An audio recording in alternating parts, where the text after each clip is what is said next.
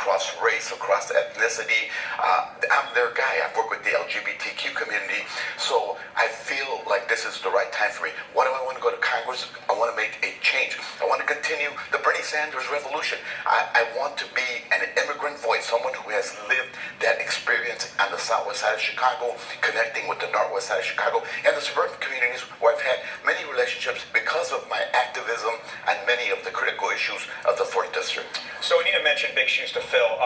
With regard to Congressman Gutierrez, he has been a foe to President Trump with regard to immigration policy, with regard to DACA.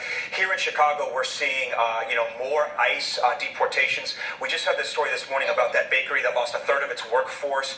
Is that a mantle you will pick up as well, this idea that Chicago is a sanctuary city and that these immigrants should be protected? Absolutely. I live in an immigrant community. I've represented immigrant communities in all of my legislative experience.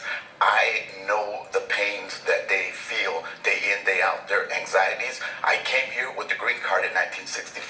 I've lived on the Chicago Southwest Side. I am deeply rooted in the immigrant community. I will tell the truth. I will challenge those who seek to scapegoat unfairly the immigrant communities across America.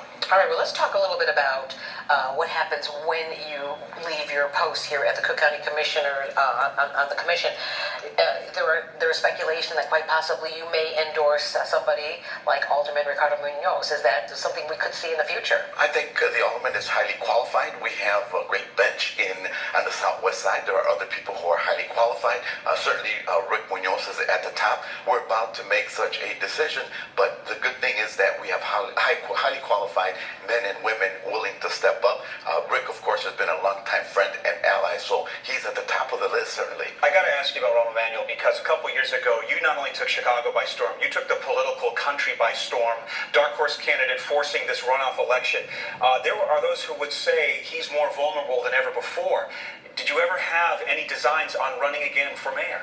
I have thought about it very seriously. I've disagreed with many of the policies of Rahm Emanuel in the city of Chicago. I will not endorse Rahm Emanuel for re-election, and I think that the political terrain in Chicago is changing. I think we'll see new leadership emerge, and I think that no one has a grip on City Hall any longer, and that will continue to be the trend for Chicago. People want accountability, they want real democracy, and they want to overcome the big stumbling block of big money in politics. You mentioned new leadership in Chicago. Quite possibly, could that be Congressman Luis Gutierrez?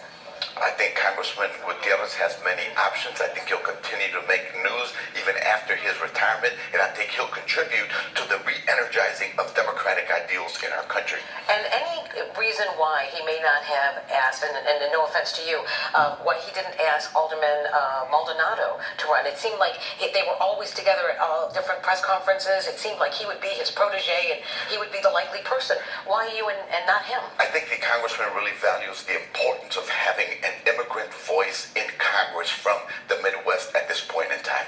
Okay. All right, Garcia, thanks so much for coming in this morning. Appreciate it.